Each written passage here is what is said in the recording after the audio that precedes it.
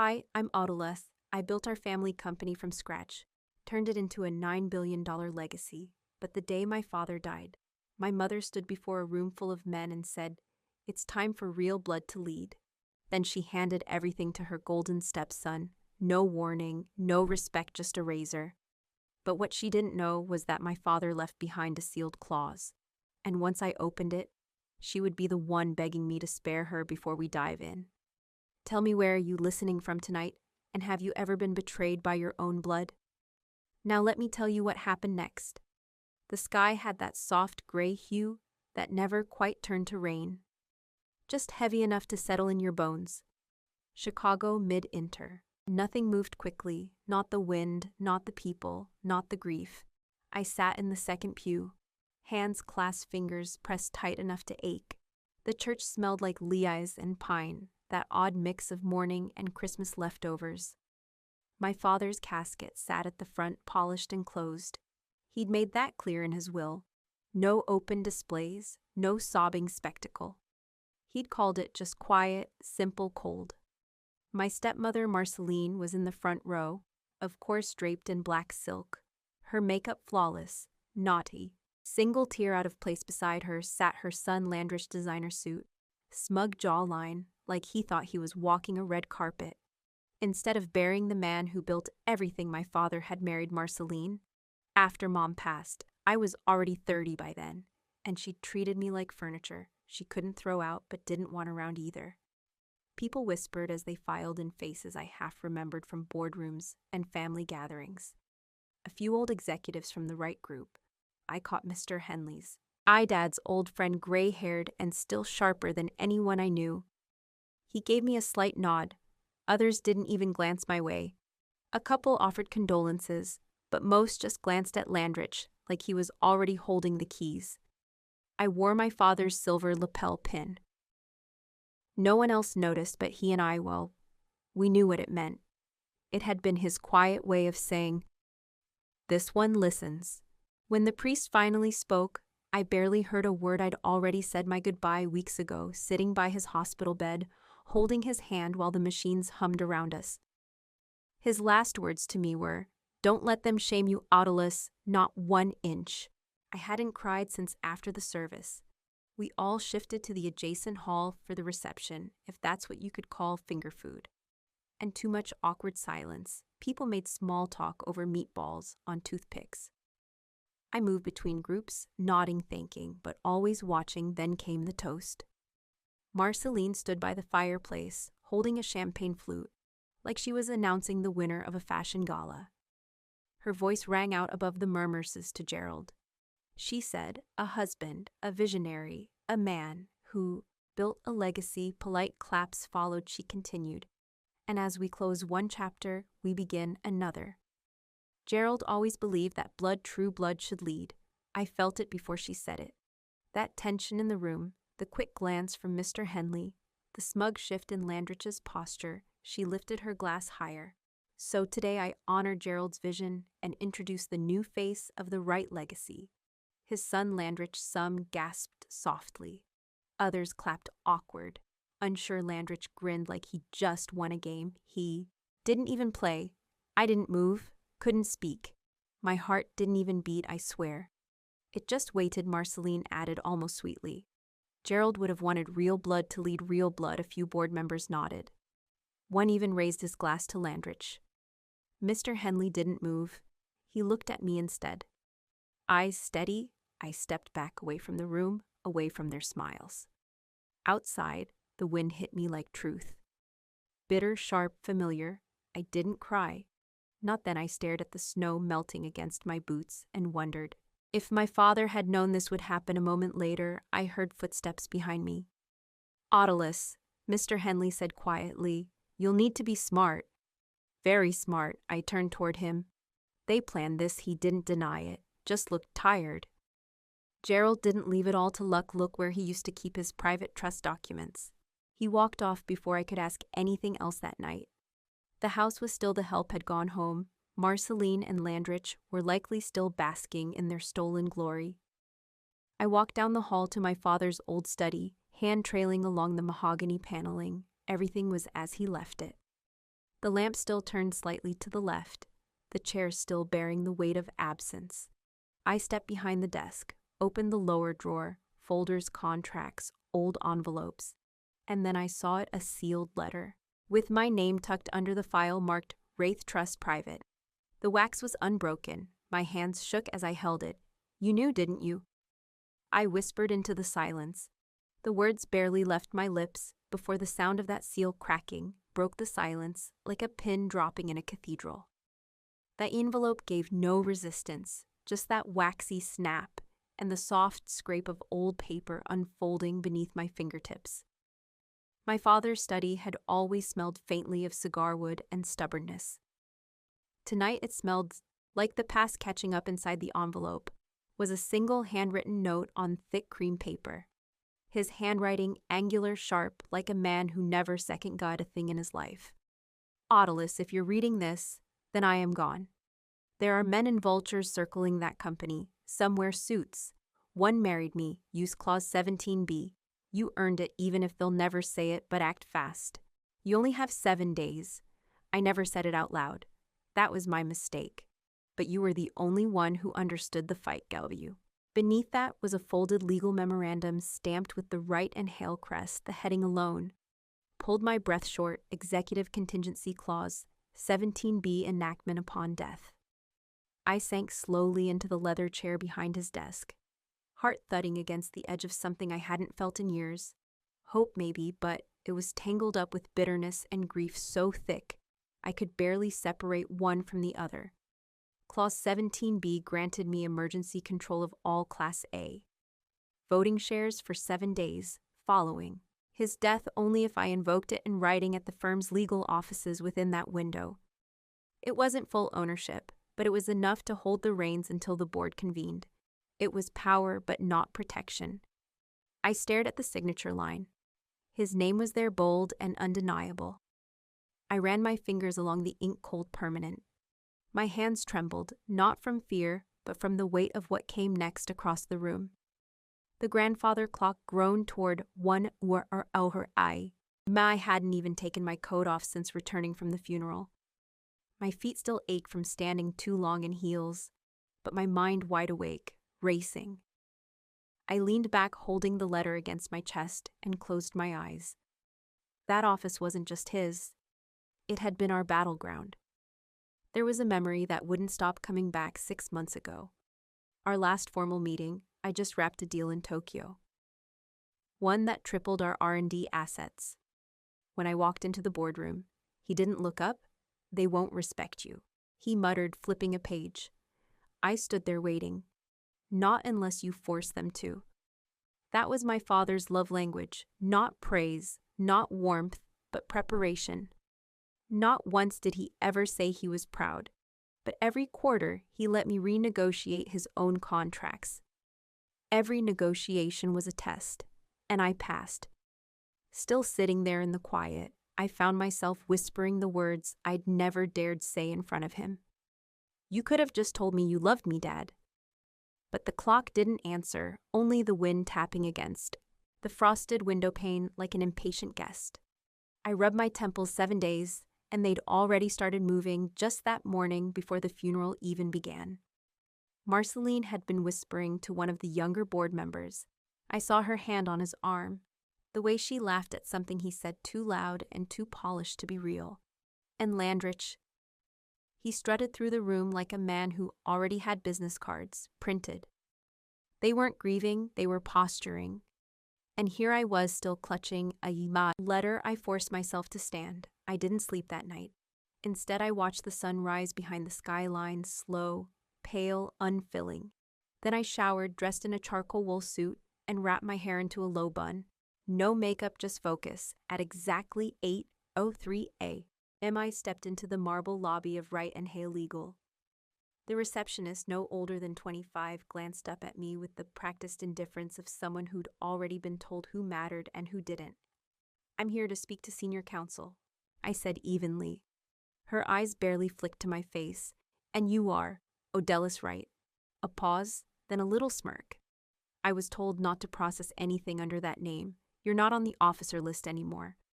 That sentence landed like ice water down the back of my spine. I was about to ask her to repeat it when a voice cut through from behind the frosted glass doors. Odellis Mr. Henley. He was in his 70s, now slower than he used to be, but sharp as ever, the last man in that office who still referred to my father as Jerry. Without flinching, he motioned for me to follow him. We walked in silence through the halls, past oil paintings of founding partners and glass-walled rooms where junior lawyers sipped espresso and debated mergers they didn't understand inside his office. He closed the door. He didn't ask questions. He simply took the letter, read it carefully, then nodded once. "You have 5 days," he said quietly. "That receptionist said they're trying to run out the clock. Don't give them the chance. Can I file this with you? Not today. There's already a barrier in the system, but if you bring a physical letter with the clause formally cited, sealed, dated, we can override them. I'll be here, but you'll need to deliver it personally." I nodded. His gaze softened. "I knew he left something behind for you. I just didn't know it would take this much courage to open."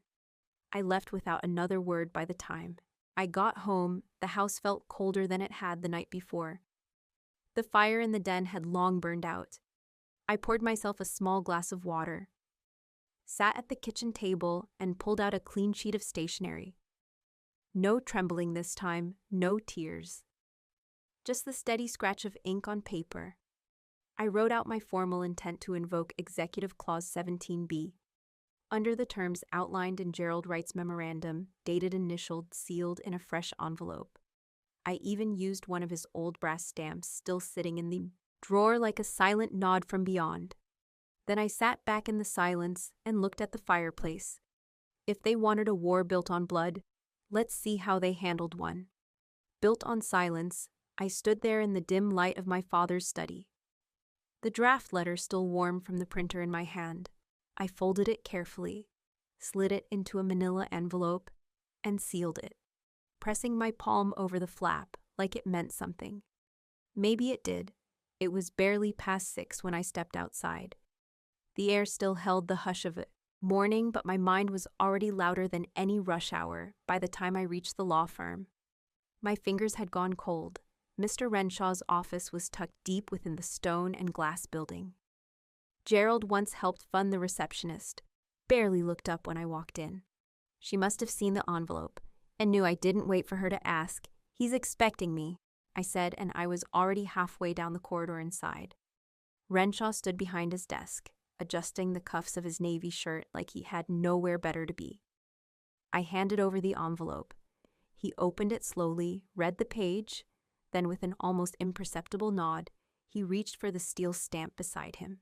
Thud the sound of authority, of finality. "It's done," he said. I let out the breath I hadn't realized I was holding. Then he looked me in the eye, something he'd never done with pity. But today, there was caution. "They'll come after your reputation first. Then your mind." I held his gaze. "They'll have to find it first." I left with my stamped copy tucked away in a sealed folder. It felt heavier than the original envelope, heavier than my father's silence by the time I pulled into the corporate parking garage. The city had begun to buzz. The air smelled of burnt coffee and wet concrete. Typical Tuesday, I took the elevator up alone.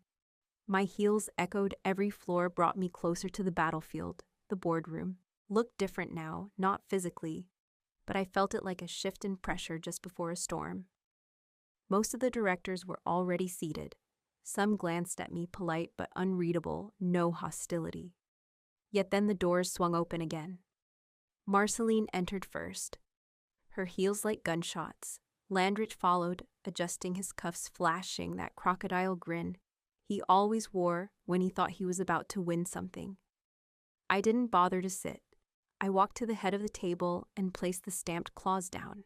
"Where everyone could see this," I said, "is Clause 17B, drafted under my father's oversight. Activated this morning, I now hold emergency voting control of all Class A shares until a formal vote is convened." Silence then. Rustling papers, whispered breaths. Landrich smirked. "Is this a joke?" Marceline tilted her head. "You were never listed as successor. You've been unstable for years there. It was the opening shot." I stood still. "You can question my sanity, But this I tapped the clause was notarized by your own, firm and witnessed by a man your father trusted more than either of you. From the far end of the table, Mr. Brenly rose his hair, once jet black, now silvered and combed straight back. I served beside Gerald for over 40 years. He said, voice rough like gravel. That clause came through my hands. He intended this whether you like it or not. Next to him, Mrs. Dorsey adjusted her glasses and added, he didn't train you too, he trained her. Every board review, every contingency drill she was in the room. You weren't the room shifted, like furniture being rearranged without a sound. Marceline flushed. Landrich leaned back, arms crossed. But that smirk was gone. Mr. Renwick, the board secretary, cleared his throat. Given the legitimacy of the document, I propose a pause in succession. 14-day review interim leadership to remain with Miss Wright. Vote passed 7-5. I didn't smile, not yet, but my hands trembled under the table. Not from fear, from the ghost of my father. I could almost hear him mutter, that's my girl. When the meeting ended, I slipped out the side door and kept walking. The marble floors blurred under my feet. I didn't make it home until after sunset. The TV was still on from the morning. Some late talk show flickering in the background. I dropped the folder on the kitchen counter and poured a glass of water. Then my phone buzzed. News alert. Anonymous sources from the Wright estate claimed I was mentally unfit to lead, citing alleged episodes, a family history of emotional instability, and erratic behavior during grief. My photo flashed across the screen. A headshot from a charity gala, smiling, exhausted eyes. A little too glassy under the stage lights. I sat down hard. This wasn't a smear. This was a surgical strike. They weren't trying to beat me. They wanted to bury me before I could draw a breath.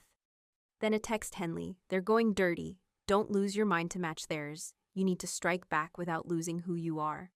I stared at the screen, then got up, walked to the back office where my father's old things were stored, opened the drawer he always kept locked, but never truly hid. Inside, among dusty files and hardbound ledgers, was a black USB drive, marked in block letters, GW Confession.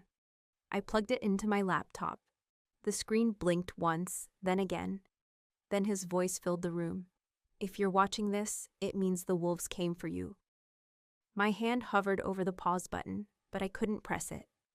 My father's voice, steady but worn, filled the quiet of my office like smoke seeping through old floorboards. He wasn't reading from a script.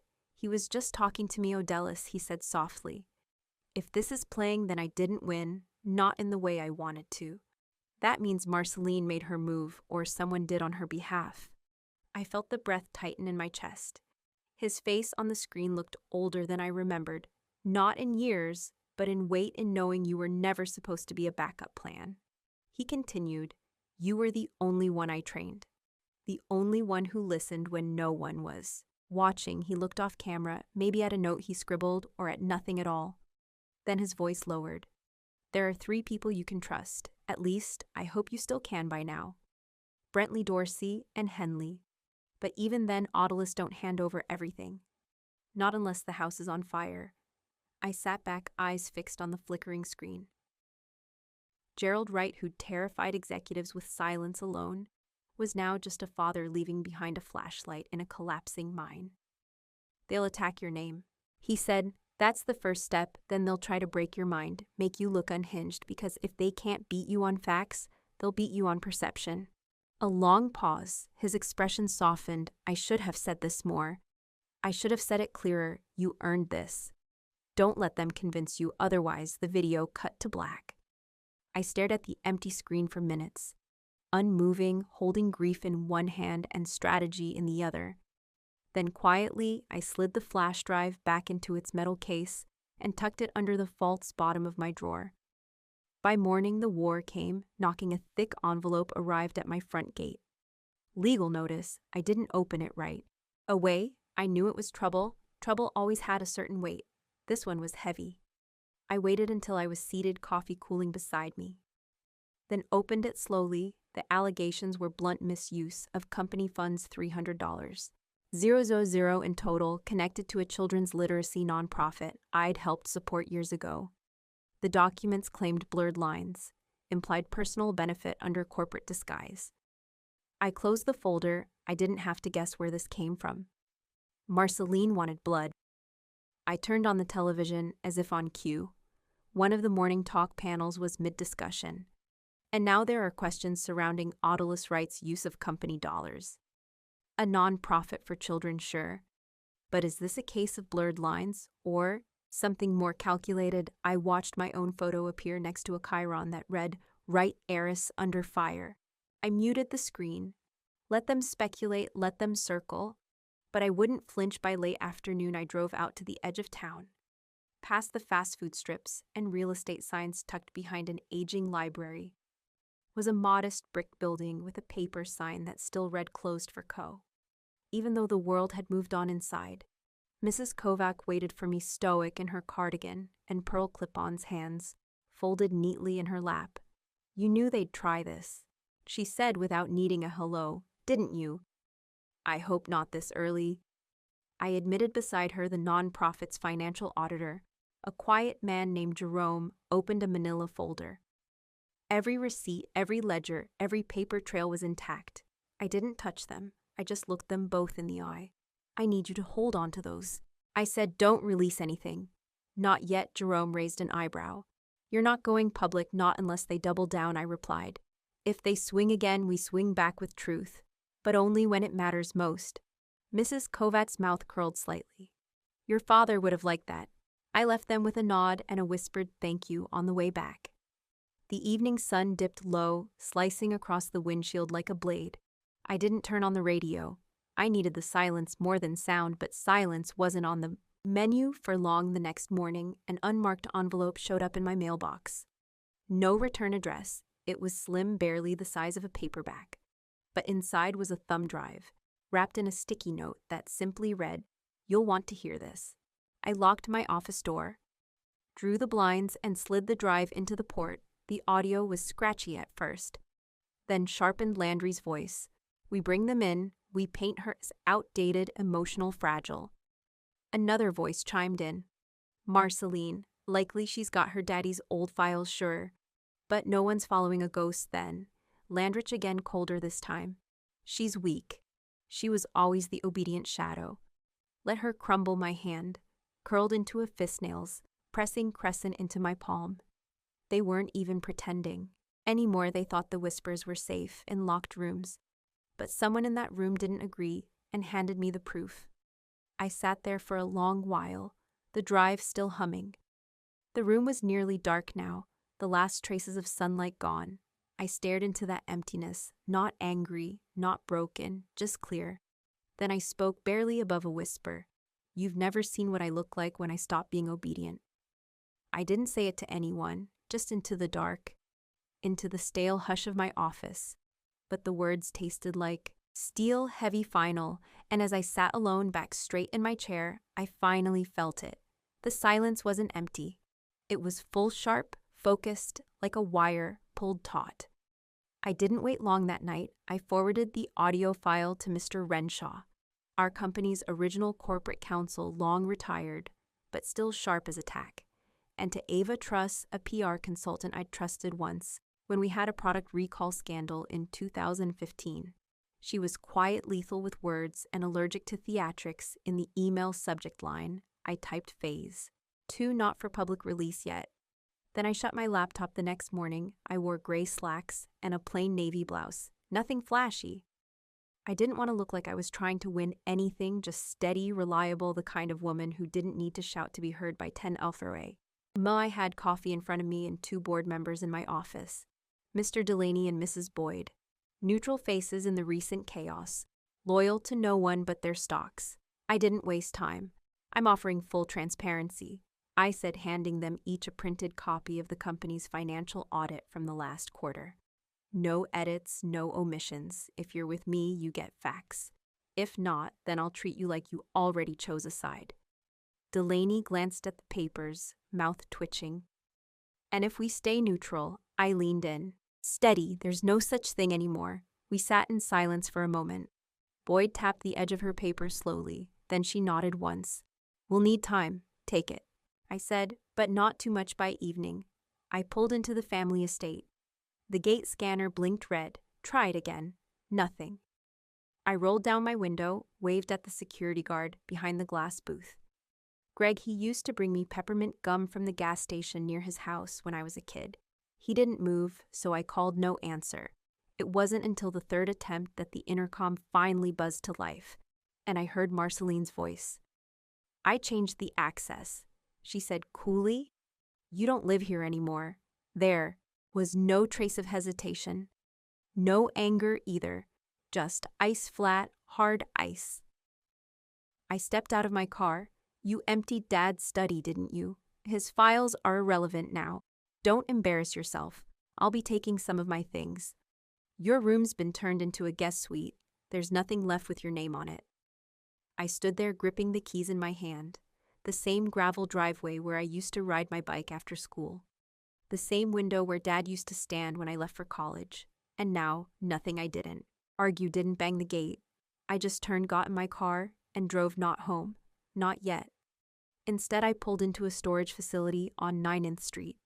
One of Dad's old corporate units. I hadn't been there in years, but the key card still worked. Marceline must have forgotten it existed inside under dust and time. I found them boxes marked with Wright Industries. Old logo cracked and faded. I scanned until I saw a file labeled Succession Contingency Personal. Inside there it was a letter typed and signed to the Board of Wright Industries, if any challenge to the line of succession arises after my death. This is to confirm my personal directive, Autolus Elaine Wright, shall be recognized as my successor. Regardless of whispers, let her work speak louder. Not a will, but close and in a power game like this. Sometimes proximity to truth was just enough. I didn't call anyone, didn't post. I scanned the letter, saved it in 3 secure folders, and placed the original back in a fireproof binder. Then I slept the following day. A headline broke: Wright Industries consultant deal under scrutiny, $2. $7 million to unlicensed advisor linked to Landrich Alden. The article included wire transfers, LLC documentation, and tax irregularities, all passed to a journalist named Porter Griggs. I'd handed him the file 2 days earlier, quietly during a lunch meeting, where no names were spoken aloud by noon. I saw Marceline on TV. Obviously, these matters are being investigated internally. Mr. Alden's hiring decisions were made through the appropriate channels. I muted the screen so predictable late evening came. I kicked off my heels at the door, poured myself a glass of water, and slid into a cardigan. Exhaustion pressed behind my eyes, but I didn't close them yet. Then I noticed something on the floor just beneath the threshold. A plain envelope, no stamp, no name. I bent down slowly. Inside was a single sheet red ink. No signature. You're being watched. Stop now or it gets personal. I held the note in my hands for a long moment, not shaking. Not afraid. Then I folded it in half, placed it beside my mug, and said to the empty apartment, "Too late, it already is." I stood there still, holding the note that had been slipped under my door, its red ink bleeding across the page like a threat half whispered. But I didn't tremble, not this time. I folded it in half, tucked it into the back of my planner, and turned off the lamp on my nightstand. The room dimmed, but my mind didn't by sunrise. The media storm had broken wide open. Landrich's $2. $7 million consultant scandal had made it to the front page of 2 national outlets. One headline read, "Executive pays, college friend for consulting, no work, no degree, no shame." Another, "Nepotism or fraud, investors want answers." I didn't have time to read the comments. I had somewhere to be at exactly 8:30 a.m. I stepped out of the black town car and walked through the tall glass doors of Wright Industries HQ, alone. No assistant, no press rep, no entourage. Just me, a navy suit, and a manila folder in my hand, labeled personal accounts and ethics memo. The building buzzed with tension. Eyes followed me from the elevator all the way to the top floor. I could almost hear their thoughts. Is she coming back for good? Was it her who leaked it? I didn't answer. I walked straight into the boardroom where half the UA directors were already seated and the rest trickled in within minutes. Everyone looked tired except Landrich. He sat at the head of the table like a man trying to act unbothered, though the corners of his mouth twitched every time someone looked at their phone.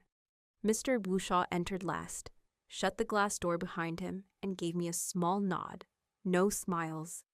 "This wasn't that kind of morning, let's begin," Brentley said, adjusting his glasses. "We've all seen the coverage, and some of us," he added pointedly, looking at Landrich, "are in the middle of a federal audit before anyone speaks.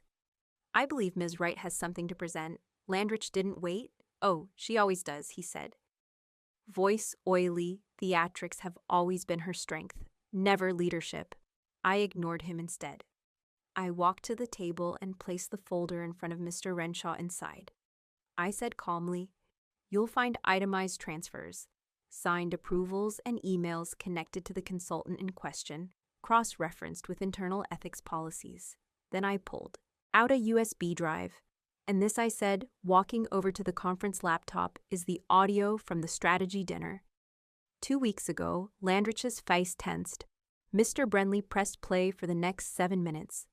The only sounds in the room were cutlery clinks, laughter, and Landrich's voice clear as day, mocking the board, bragging about buying loyalty, and scoffing at the idea of a female CEO, unless it's for PR points. When the audio cut off, no one moved. Not even Landrich. Then Marceline stood up. Her hands clenched the edge of the table, her voice trembled. Not with fear, but with rage. This company was never meant for her, she snapped. "Gerald made a mistake. She's not built for this. She never was." Several heads turned, phones in hand. She didn't notice or didn't care. He raised her, too soft, too sentimental. "She doesn't have what it takes, Mrs. Wright." Mr. Brentley said cautiously, "This meeting is being streamed per compliance policy," but it was too late. The intern in the corner, barely 21, didn't even blink. The live stream had already picked up Marceline's meltdown, broadcasting to legal monitors, and shortly after to the rest of the internet. I watched my stepmother's face flush as she realized what she'd just done, and then she vanished. Walked out the door without another word. By noon, her rant was clipped, captioned, and trending. This company was never meant for her. Marceline Wright exposed the internet, did what the legal system couldn't. Public judgment came fast, and it didn't miss. Landrich tried to hold on. He released a statement that same afternoon blaming a coordinated attack and family betrayal. But it didn't help. His accounts were frozen. The so-called consultant had vanished, and me. I didn't celebrate that evening. I sat alone in the office that used to be my father's, the one they'd once stripped clean. Now it was mine again. The leather chair still groaned, the same way it had when he used to lean back in it. The blinds caught the golden end of day sun, just like they always had. I rested my hand on the desk. Winning didn't feel like I thought it would. No satisfaction. No thrill, just quiet, because survival isn't about applause. It's about still being here after everyone tried to erase you. I opened the drawer on the right. Inside were old files. Pens, a worn photograph of me at 12 standing beside Dad at a holiday party. And under that, taped to the back of the drawer, was an envelope, handwriting I hadn't seen in years. It was addressed simply to my daughter, if she ever comes back. I hesitated, then opened it. The letter was dated 6 years ago. "Odellis, I made you fight for a seat that should have always been yours. I thought that would make you strong. I thought challenge would shape you the way it shaped me. But maybe all you ever wanted was to be seen as family, not just as a successor. I'm sorry, Dad. I didn't cry right away." I sat with the letter in my lap, my hand over my mouth, letting the silence do what words never could. It wasn't enough. But it was something. A tap on the door broke the moment. My assistant poked his head in, holding a clipboard. "They're ready for you," he said gently. "The media panel wants to hear your side of the story." I folded the letter fully and placed it inside my coat pocket. I stood up, smoothed the front of my blazer, and walked toward the door. I turned to him and said quietly but firmly, "Then it's time they met the real me." The car ride to the studio was quiet. Not the kind of silence that stretches with awkwardness, but the steady calm that follows a storm you've already survived. I looked out the window as we passed the courthouse, where Marceline had once posed for press photos. grinning beside my father like the devoted daughter-in-law that was a lifetime ago, or maybe just last season. Funny how betrayal rearranges time. By the time we pulled up to the network building, the sun was starting to settle low over the city. Warm gold streaked the glass facade. My assistant Harper gave me a quick nod before stepping out first. The air smelled like old leaves and new beginnings inside. I was met with a blur of powder brushes, mic wires, and the firm grip of the producer who whispered, "You ready, Miss Wright?" I nodded. Let's get this over with. The lights on the set were almost too bright, but I didn't flinch. I sat opposite the anchor, Melissa Taburn, a woman known for asking the kind of questions that make people stumble, but I had nothing left to trip on. We're living 3-2. Melissa's voice turned to velvet. Good evening, America.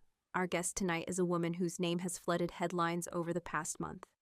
Audless Wright in the wake of a corporate scandal, a public meltdown, and a dramatic boardroom shift the question on everyone's mind is, who is she really? She turned to me. Mrs. Wright, thank you for being here. I folded my hands on my lap. Thank you for having me. Melissa leaned in slightly. Why didn't you speak sooner? I looked straight at the camera, not the anchor, not the crowd behind the lens, just the people watching from their kitchens, hospital beds, and recliners with slippers on.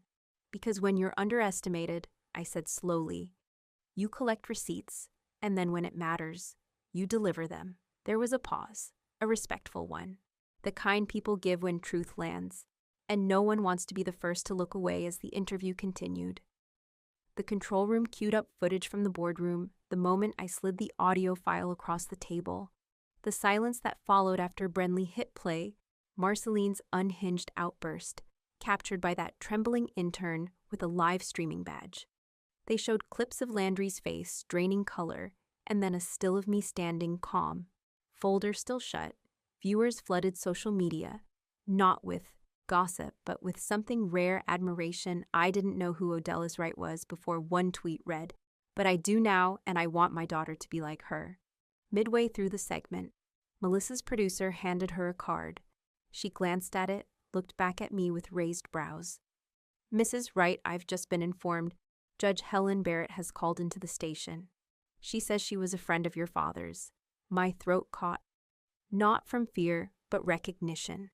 Judge Barrett, I hadn't seen her since I was in college, when she gave me a book on women in leadership and told me don't wait for permission.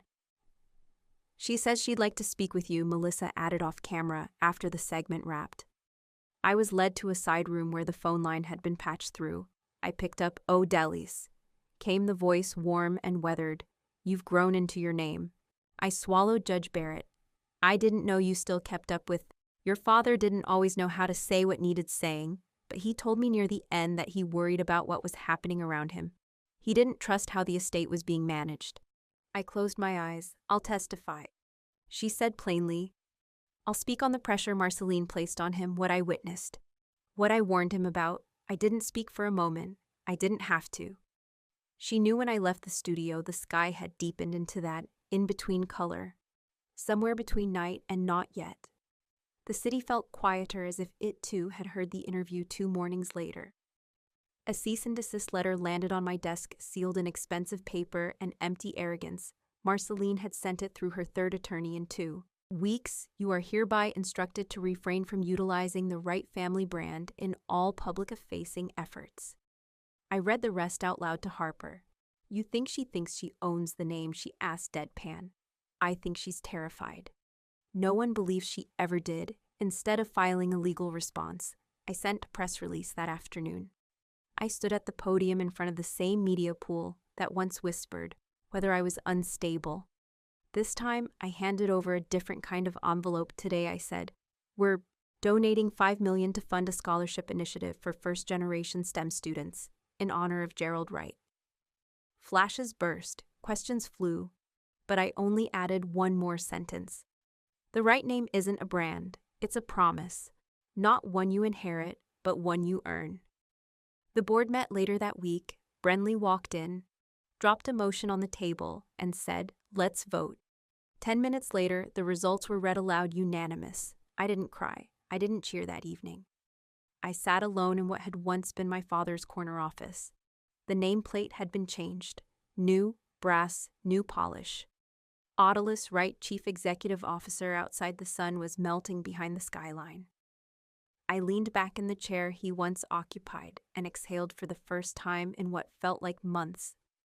Harper peeked in what now. I turned toward the window. We rebuild not for revenge, for legacy, she nodded, and left me to the quiet. I stayed a while longer just thinking.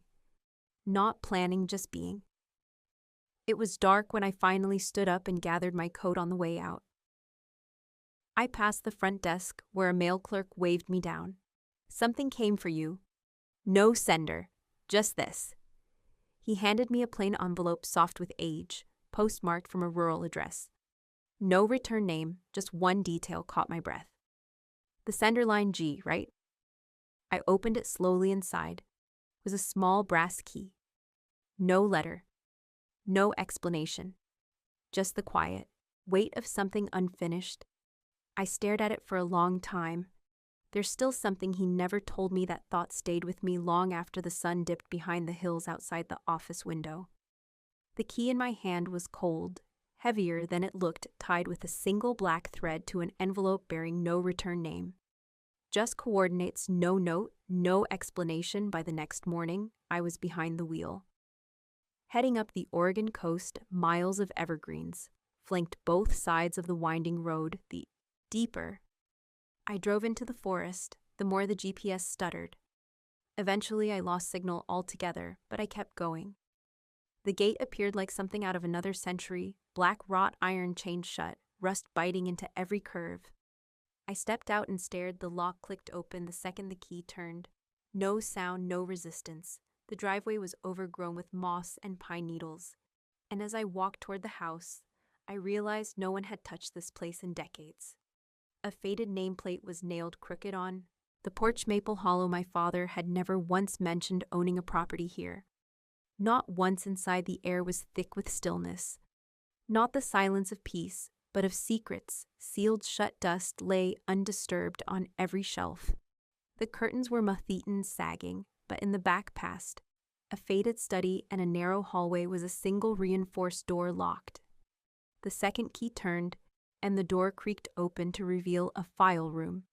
Boxes, shelves, old tape reels, and one metal safe bolted into the floor. The tape, too. The front was a note in my father's uneven scrawl.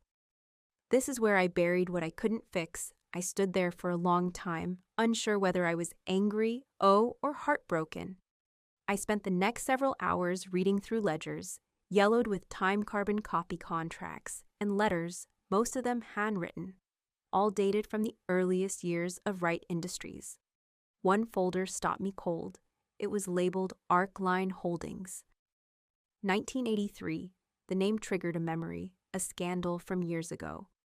Foreign investors, a front, company shell accounts tied to arms trafficking. I remembered seeing it on the news when I was a teenager, back when I didn't know our family had any connection to it. I opened the file there. It was the original investment document, Gerald Wright's signature. It wasn't a majority stake, but it was enough to get the company off the ground in its earliest days. A quiet deal, signed before Wright Industries ever went public. There were letters, years of them, detailing how he tried to cut ties, repurchase, shares by silence, and finally a document marked Terminated Private Settlement. But it wasn't enough. Another folder, newer, showed something else. Marceline had found these too. She'd threatened exposure unless Gerald let her son Landrich inherit a high-level role in the company. It wasn't just nepotism, it was blackmail, and he gave, and my stomach tightened. So that was the weight behind his silences. Not just shame, but leverage held by the woman he once trusted and used against him by dusk. I'd open the safe. Inside were three things: a stack of bearer bonds from a now-defunct fund, a recorded video cassette labeled, "Only if she finds this," and a photo me at about 12 tucked into the corner, with a single line on the back in his script. "The real legacy isn't wealth. It's what we choose to carry." I didn't cry, but something in me shifted that night. I didn't return to the city. I stayed in the dust-covered house, sitting cross-legged in front of a dusty television, trying to find a working VCR.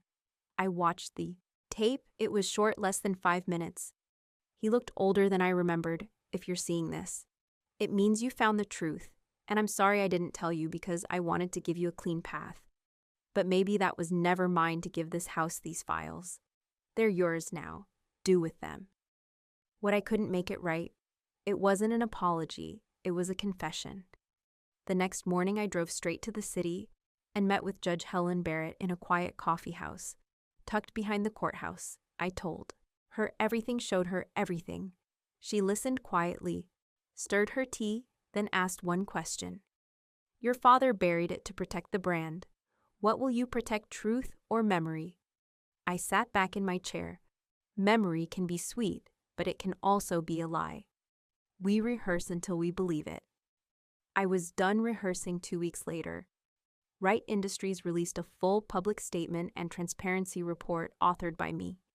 We didn't just disclose the historical investment, we mapped the full chain outline, the internal audits, and launched a proactive ethics initiative inviting third-party oversight. It wasn't pretty stock-dipped. Some longtime board members raised hell behind closed doors. But something else happened. Public support poured in. Emails, letters, news outlets ran stories about corporate responsibility. And Truth Over Image, a nonprofit ethics group, awarded us Business Courage of the Year. For the first time, I felt the weight lift. We weren't hiding anymore, not behind silence, not behind someone else's idea of what legacy meant that evening. I walked into the office just as the sun was sinking behind the city skyline. My new nameplate caught the amber light like a quiet declaration. Audalys Wright, Chief Executive Officer, my assistant, poked her head in big day. She smiled. What's next? I looked down at the last file still sitting on my desk. The original Arcline contract. I just signed the document donating all remaining bonds to a foundation that supported investigative journalism. I turned to her and said, we rebuild not for revenge, for legacy.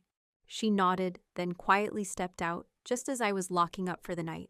My phone buzzed, unknown number. I answered. The voice on the other end was growly, slow, measured male. You made the wrong choice. The real family never forgives. I didn't flinch.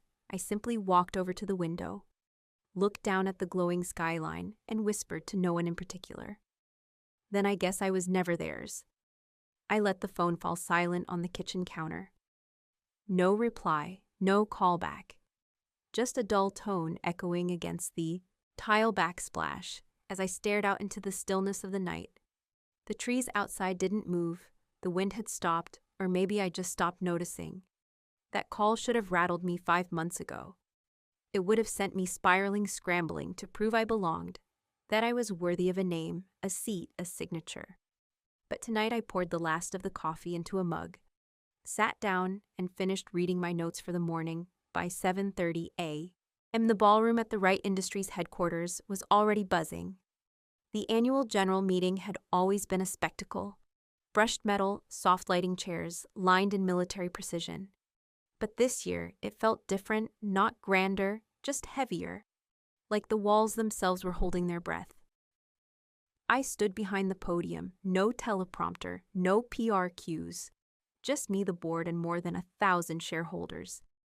Some holding on to $10 stock, some clutching decades of investment, all of them waiting. I took a breath. We were never just numbers on spreadsheets, I said slowly. We are the sum of silence, sacrifice, and stories we almost buried. There was a pause, not the confused kind, the reverent kind. I continued. This company wasn't born in a boardroom. It was born from a man who worked 18-hour shifts, who made mistakes he never told us about, and who still left me his daughter. Not just a title, but a question. What now? My eyes swept across the faces, some older than me, some younger, many skeptical, a few, like Judge Barrett in the back, watching with a quiet, piercing stillness. We've seen the cracks, I said, the ones we painted over for too long, and now we've chosen to tell the truth. Not because it's convenient, but because it's right, a beat. Then I stepped back. The vote began, hands raised, clickers, clicked, monitors flickered. And when it was done, a new plaque was placed at the entrance of the executive floor, Wright Leadership Code, established 2025, in honor of Audalys Wright. I didn't cry, But something inside me did finally exhale that evening as the sun dipped low over the coast. I sat in my office scrolling through notifications, media outlets buzzing about a new era. Some praised it, some picked it apart. But none of that made me pause until one headline caught my eye. Landrich Wright detained at private port attempted escape with falsified holdings. I tapped the video there. He was face-flush, sleeves rolled, trying to shove past port officers. "This is my property, I'm a Wright." He yelled behind him, Marceline in full designer wear, gripping someone's arm and pleading, "I told you she wasn't stable. This is a family matter. We'll resolve it privately." I watched the moment Landrich was handcuffed. The camera shook as someone nearby shouted, "You stole from your own legacy." And I closed the video, deleted it. Let history write itself. I didn't need revenge, just peace. The next morning, a courier delivered a small box. No return address, no markings inside. Was a faded photo. Gerald, much younger, holding a baby me. His face half smile, half worry on the back in his handwriting. She will inherit more than the name. She will inherit the fight beneath it. A check $10 million payable to the scholarship fund I'd set up 2 years ago for students from rural towns. With zero connections, zero legacy. But big dreams. I held the check like it was breathing. Someone out there understood that night. I came home early. The house wasn't grand. Not anymore. I'd sold the mansion, downsized to a home with creaky floors, chipped counters, and a yard where my adopted daughter Nora could chase butterflies. She was at the kitchen table, legs swinging as she squinted over her math workbook. I tossed my bag onto the couch and slid into the seat beside her. "Need help?" She pointed to a stubborn word problem and grumbled, "It doesn't make sense." I laughed.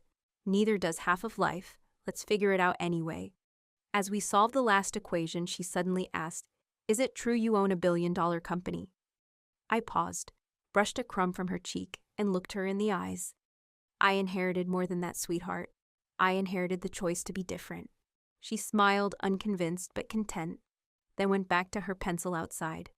Dusk gave way to quiet, no applause, no threats, just dishes in the sink, laundry in the basket, and the strange, comforting silence of a life that no longer needed proving. I sat still for a while, hands wrapped around a cooling mug, listening to Nora hum as she colored the margin of her page. And I thought, family isn't what you're born into. It's what you protect even when it doesn't protect you. And sometimes it's what you walk away from, to finally see yourself clearly,